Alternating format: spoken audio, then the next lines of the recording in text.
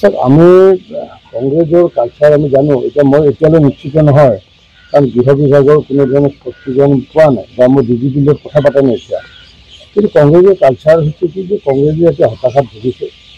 কাৰণ কি যেহেতু আমাৰ মাননীয় মুখ্যমন্ত্ৰী ডাঙৰীয়া হওক বা আমি মন্ত্ৰীসকলে সেই দিনে নিশা আমি বিভিন্ন জিলাসমূহ পৰিভ্ৰমণ কৰি উন্নয়নমূলক কাম কাজত ব্যস্ত হৈ আহিছোঁ।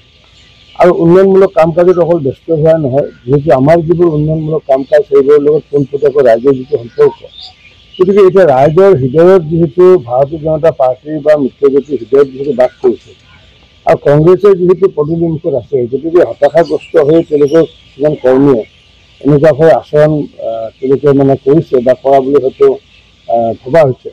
মই ভাবোঁ এইটো এটা কংগ্ৰেছ কালচাৰ, এইটো আজিৰ কালচাৰ নহয়, সেইটো পুৰণা কালচাৰ। এইটো নিশ্চিত ওপৰত গৃহ বিভাগে এই ক্ষেত্ৰত, কাৰণ বৰ্তমান গৃহ বিভাগ একেবাৰে এটা সফল বিভাগ আৰু যিকোনো ক্ৰাইম য'তে নাথাকক কিয় কৰায়ত্ব কৰিবলৈ সক্ষম হৈছে।